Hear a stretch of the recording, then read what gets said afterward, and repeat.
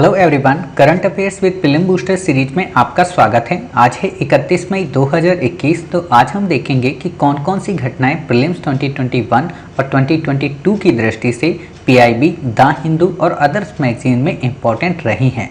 तो चलिए शुरू करते हैं। जैसा कि आप देख रहे हैं, आज है 31 मई 2021। तो आज हम देखेंगे कि कौन कौन से आर्टिकल हमारे प्रीलिम्स 2021 और 2022 की दृष्टि से काफ़ी इम्पॉर्टेंट हैं। जो हमारा पहला आर्टिकल है वो है ट्रेसेबिलिटी को लेकर। वास्तव में ट्रेसेबिलिटी क्या होती है, सामान्य अर्थों में अगर आप समझें तो जैसे कि आप लोग व्हाट्सएप का इस्तेमाल करते हैं या आप टेलीग्राम का इस्तेमाल करते हैं, तो इसमें क्या होता है कि आप जिस पर्सन को मैसेज भेजते हैं, ठीक है, केवल उसे पता होता है कि आपने उसे क्या भेजा है, साथ ही आपको पता होता है, ठीक है। केवल और केवल दो लोगों के मध्य का ये एंड टू एंड एन्क्रिप्शन होता है, ठीक। बट ट्रेसेबिलिटी में क्या है कि आपने जो इन महोदय को मैसेज भेजा, उस मैसेज को ये वाला एक थर्ड पर्सन भी अध्ययन कर लेगा। यानी कि जो आपको सुविधाएं उपलब्ध करा रहा है, जो भी पोर्टल, वो आपके इस मैसेज को पढ़ेगा और उसके अकॉर्डिंग आर्टिफिशियल इंटेलिजेंस का उपयोग करते हुए आपके माइंडसेट को समझने की कोशिश करेगा। और आपको माइंडसेट के जब समझ जाएगा तो उसे अलग अलग जो भी स्टेक होल्डर्स हैं उनको प्रोवाइड कर देगा। सामान्य अर्थों में ये समझें कि अगर आपने मान लीजिए देवी जी को अगर या देवता जी को अगर मैसेज किया है कि हम आपके लिए एक ये गिफ्ट परचेज करके देंगे, ठीक है, इन आपने भेजा है, तो अब देवी जी ने देख लिया, आपने देख लिया, लेकिन थर्ड पर्सन ये देखकर समझ गया कि आप देवी जी को गिफ्ट भेजना चाहते हैं, तो क्या होगा कि आपको गिफ्ट वाले ही मैसेज फिर आने लगेंगे। वो आपके उस माइंडसेट को समझ गया कि आपको गिफ्ट की ज़रूरत है। अब ये बात अलग है कि आप उनको खरीद कर देंगे या नहीं देंगे, या वो आपको खरीद कर देंगे कि नहीं देंगे, बट आपको रिकमेंड करने लगेगा। जैसे आजकल आप लोग फ़ोन पे वगैरह यूज करते होंगे, तो आप जब एक बार रिचार्ज कर लेते हैं तो दोबारा वो बता देता है कि आपका ये फ़ोन पे इस नंबर का फिर से रिचार्ज होने को ज़रूरत है। तो वही चीज़ यहाँ पे होगी, ठीक है, यानी कि ट्रेस कर लिया जाएगा। ट्रेसबिलिटी का मतलब होता है ट्रेस करने की एबिलिटी। ट्रेस किस चीज़ में होता है? हर एक चीज़ में ट्रेस करना, ठीक है। तो यही बस आपको समझना था। सामान्य तौर पर आपसे यही पूछेगा, हाल ही में चर्चा में रहा सब ट्रेसेबिलिटी का संबंध है संचार के उपागमों से या संचार साधनों से, ठीक है। संचार साधनों में आपकी व्यक्तिगत जानकारी साझा करने की प्रणाली है। ये एंड टू एंड एन्क्रिप्शन के विपरीत है। एंड टू एंड क्या होता है, मैंने बता दिया कि केवल वो व्यक्ति जो संदेश भेजता है और वो व्यक्ति जो केवल संदेश पढ़ रहा होता है, केवल उन्हें ही पता होता है, बाकी किसी को नहीं। बट ट्रेसेबिलिटी में क्या होता है, पता चल जाता है कि किसने किसे क्या और कब संदेश भेजा है। इससे ज़्यादा आपको नहीं पढ़ना है, ठीक है। बाकी आपको 15 मिनट 20 मिनट का आर्टिकल मिल जाएगा, वो हमारे किसी काम का नहीं है। अब खास बात क्या है कि इसके फ़ायदे क्या होंगे, तो आपको पता है, कल ही हमने आपको पढ़ाया था कि इसके बहुत सारे फ़ायदे होंगे। और जब आपको ऐसा ऑप्शन दे तो आप इसमें ऑल करेक्ट करके आइएगा, ठीक है। चलिए, अगला आर्टिकल है हमारा काला हिरन को लेकर। आप लोगों ने हमेशा कृष्ण मृग नाम सुना होगा, और ये चर्चा में तब और हो जाता है जब सलमान खान साहब और उस समय सैफ अली खान साहब और भी कई सारे लोग, जो मूवी आती है उसके संदर्भ में ये लोग मतलब इसकी हत्या करते हैं, कम्युनिटी के द्वारा बताया जाता है और केस भी चलता है, इनको जेल भी होती है, ठीक है। तो वो है मूवी, आपको पता है बनी हुई थी। अब मुझे मूवी का नाम तो याद नहीं है, बाकी आप लोगों को याद होगा तो आप लोग याद रखिएगा। इतना बस आपको पता होना चाहिए। है क्या काला हिरन? बौद्ध धर्म में सौभाग्य का प्रतीक माना जाता है। आपको अच्छे से पता है कि जब महात्मा बुद्ध की अब जब मूर्ति देखते हैं तो उसके नीचे आप हिरन के चित्र भी देखते हैं, घोड़े और हाथी के साथ में, ठीक है। कहाँ कहाँ पाया जाता है? आंध्र प्रदेश, हरियाणा और पंजाब का तो स्टेट एनिमल है।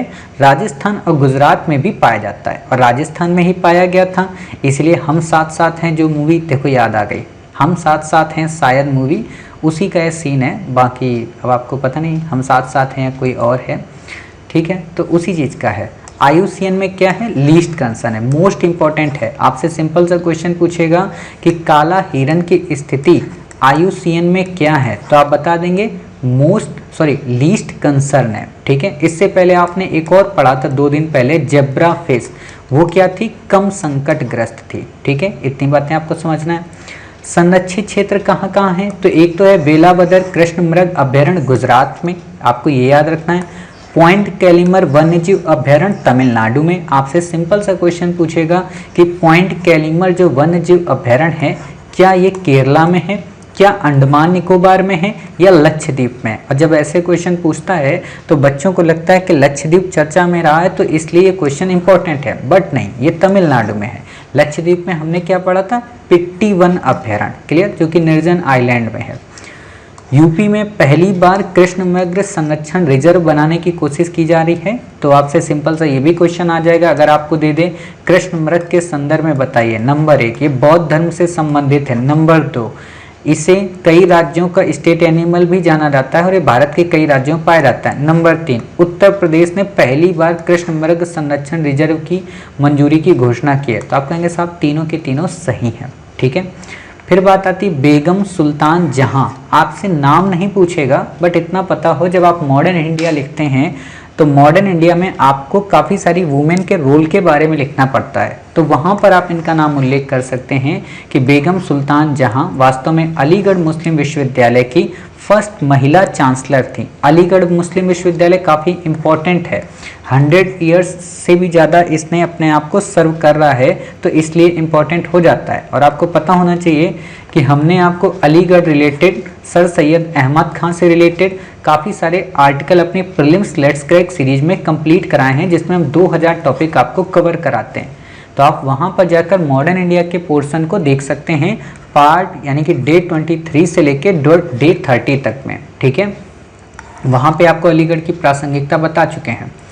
फिर हमारा अगला आर्टिकल है रेस टू जीरो अभियान। सिंपल सा क्वेश्चन आपसे पूछेगा कि हाल ही में चर्चा में रहा रेस टू जीरो अभियान का संबंध है, आप बता देंगे इसका संबंध है एनवायरमेंट प्रोटेक्शन से या पर्यावरण संरक्षण से।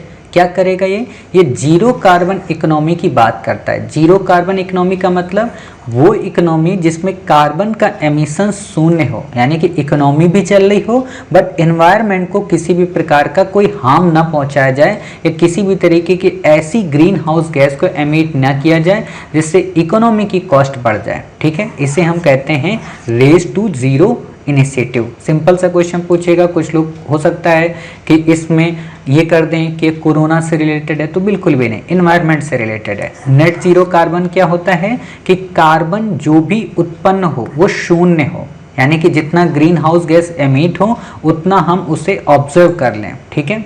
बस इससे ज़्यादा आपको नहीं पढ़ना है। अगला हमारा आर्टिकल आता है जलवायु महत्वाकांक्षी गठबंधन, ठीक है, क्लाइमेट एम्बिशन अलायंस। क्या इंडिया इसका मेंबर है? पहला तो क्वेश्चन यही, तो इंडिया इसका मेंबर नहीं है, एक तो ये याद रखना है, ठीक है। 2050 तक net zero green house gas उत्सर्जन के लक्ष्य को प्राप्त करना, मतलब इस अलायंस का उद्देश्य है कि 2050 तक हम ग्रीन हाउस गैस को शून्य स्थिति में कर देंगे, ठीक है। इंडिया इसका मेंबर नहीं है। अब आप हमें एक क्वेश्चन का जवाब दीजिए, हमने आपको प्रीवियस में पढ़ाया है आज से 2 दिन पहले। पहला क्या 17+1 जो इनिशिएटिव है चाइना का, क्या इंडिया इसका मेंबर है? दूसरा इंटरनेशनल एनर्जी एजेंसी, क्या इंडिया इसका मेंबर है?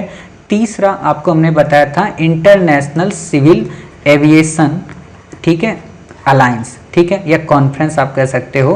तो आप इनको बताइए कि अंतर्राष्ट्रीय नागरिक उड्डयन संगठन ऑर्गेनाइजेशन का इंडिया मेंबर है क्या, अंतर्राष्ट्रीय ऊर्जा एजेंसी का मेंबर है क्या, या 17+1 एक का है। तो आप नीचे कमेंट बॉक्स में बताइएगा कि इन 3 में से इंडिया किस किस का मेंबर है, ठीक है। उम्मीद है आप समझ जाएंगे क्या लिखना है इसमें।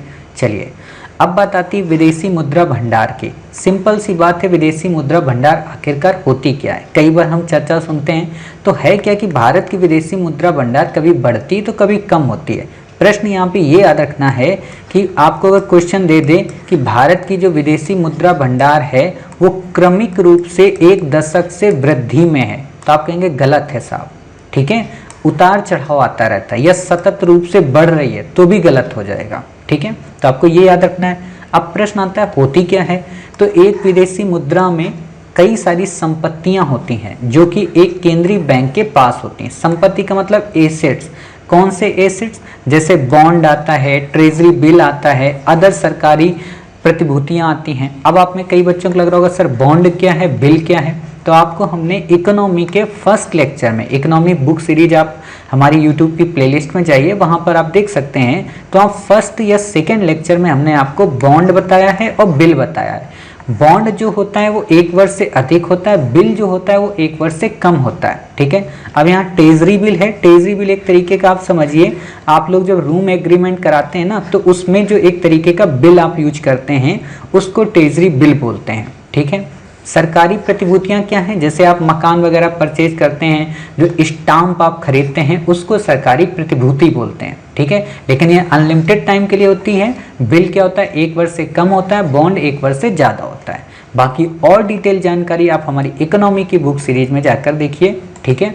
चलिए अब हमारा अगला आर्टिकल आता है मेघदातु परियोजना। मेघदातु परियोजना काफ़ी ज़्यादा चर्चा में है।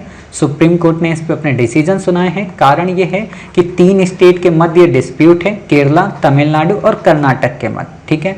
तो इम्पोर्टेंट तो ये उतनी नहीं है, बट इम्पोर्टेंट है ये जिस पर बनाई जा रही, क्या, कावेरी रिवर, सबसे ज़्यादा इम्पोर्टेंट।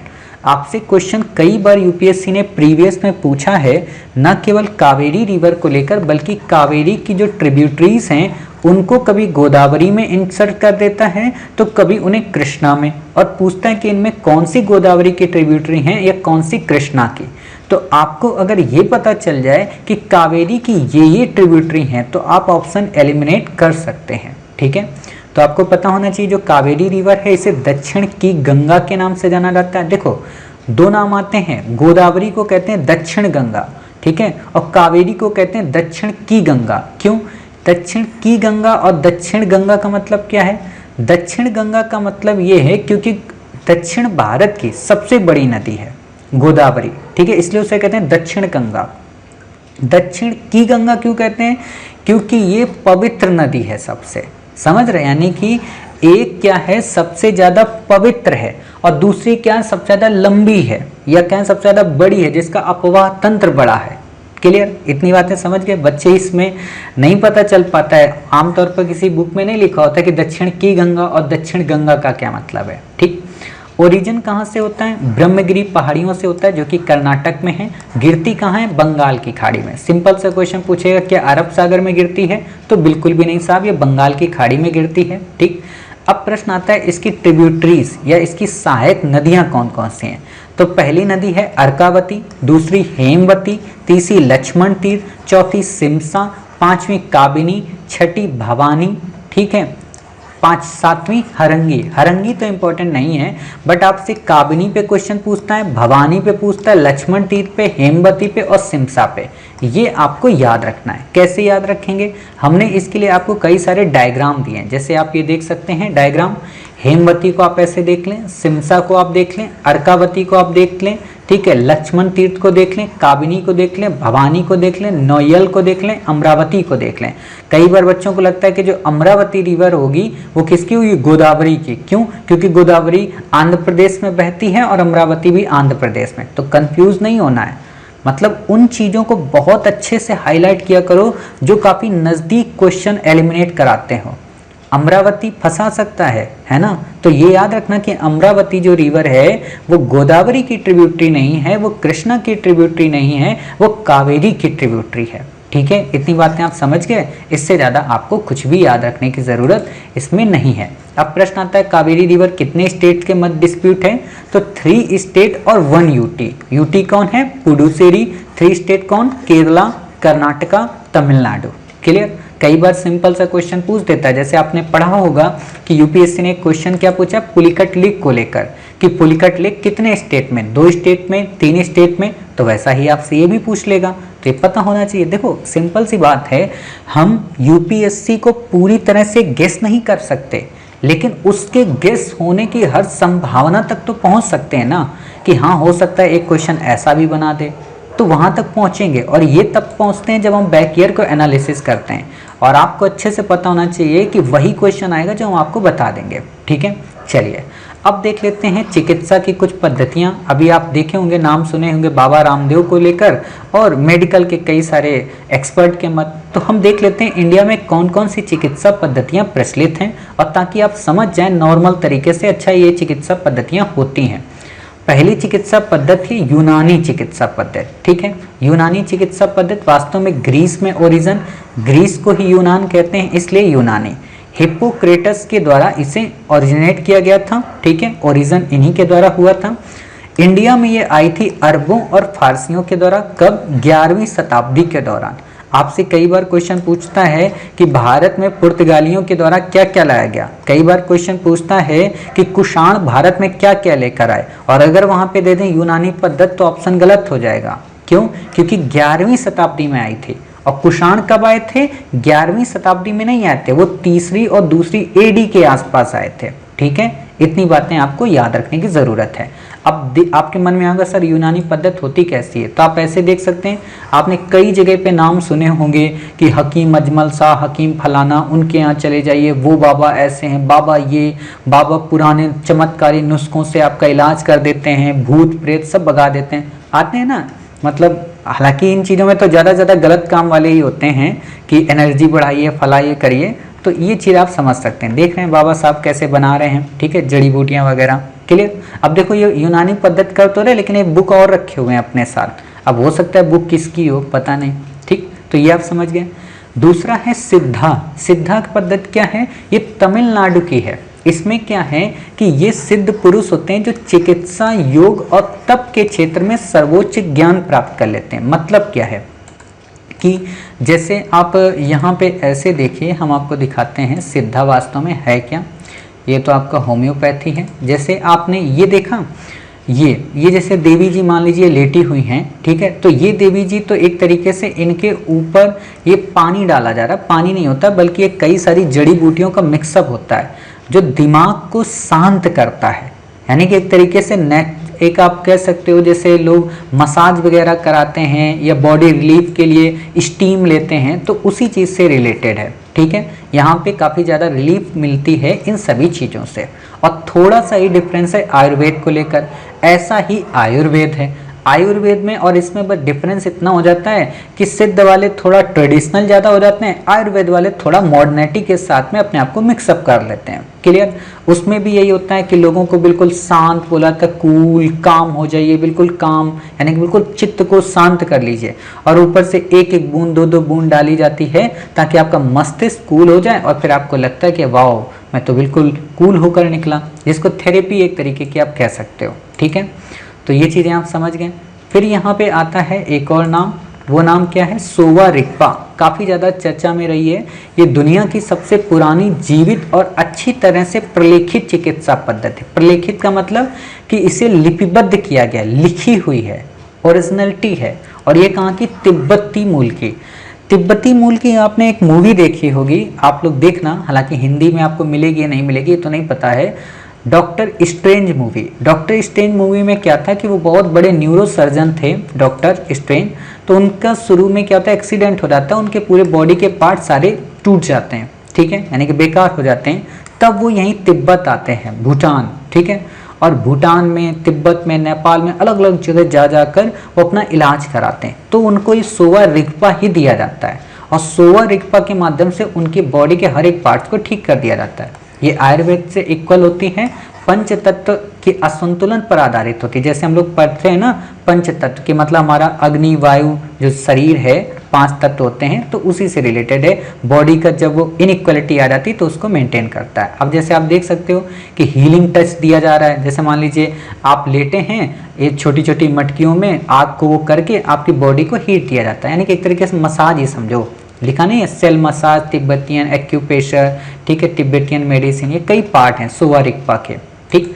सिंपल सी बात है, मस्त खाओ, मस्त रहो, कभी बीमार नहीं होगे। ज़्यादा चिंता, ज़्यादा टेंशन, ये सारी बीमारियों की जड़ होती है। होम्योपैथी, सिंपल सी बात है, उन्हीं औषधियों का उपयोग किया जाता है जिनसे रोगी के लक्षण मिलते हैं। मान लीजिए जैसे कोई औषधि है, वो भी वही इम्पैक्ट डालती है जो किसी मरीज के अंदर कोई दूसरा लक्षण, यानी कि जिस चीज के प्रभाव वो दर्शाती है बिल्कुल वही इसी को, ठीक है। तो यानी कि सेम सिमिलर दवा का उपयोग किया जाता है मानव के रोग को सही करने में, ठीक है। इसके लिए कोई बीमारी का इलाज नहीं होता है, बल्कि छोटी छोटी खुराक के माध्यम से लोगों का इलाज किया जाता है। आपसे पूछेगा नहीं, बस सिंपल से आपको पता होना चाहिए कि अच्छा होम्योपैथी का मतलब ये होता है ट्रेडिशनल से रिलेटेड है, मानसिक संतुलन की बात करती है, स्पिरिचुअलिटी की बात करती है और बॉडी की जो संतुलन है उसकी बात करती है। ठीक है, आपने कई बार कई लोगों के घरों में ये वाली दवाएं देखी होंगी, बिल्कुल जैसे आप लोग खाद लेते हो ना, यूरिया, बिल्कुल वैसे ही ये छोटी छोटी गोलियां होती हैं और ये ऐसे ही ढक्कन में बंद होती हैं। ठीक है, तो इसको बोलते हैं एक तरीके से होम्योपैथी का इलाज। बाबा रामदेव आजकल इसी चीज़ को लेकर चर्चा में है। बाकी आपको यहाँ पे कुछ भी नहीं पढ़ना है। क्लियर? उम्मीद है आज की क्लास आपको समझ में आई होगी। आज हमने काफ़ी सारे इंपॉर्टेंट आर्टिकल पढ़े और हमने आपको क्वेश्चन भी दिए हैं करने को। क्या क्वेश्चन हमने आपको दिया है कि आप ये बताइए कि इनमें से किस किस ऑर्गेनाइजेशन का इंडिया मेंबर है या किसका नहीं है। ठीक है, तो उम्मीद है आप हमें कमेंट बॉक्स में जवाब देंगे। मिलते हैं अपने नेक्स्ट नए मंथ के साथ, यानी कि 1 जून 2021 के साथ। तब तक अपना ख्याल रखिए और स्वस्थ रहिए।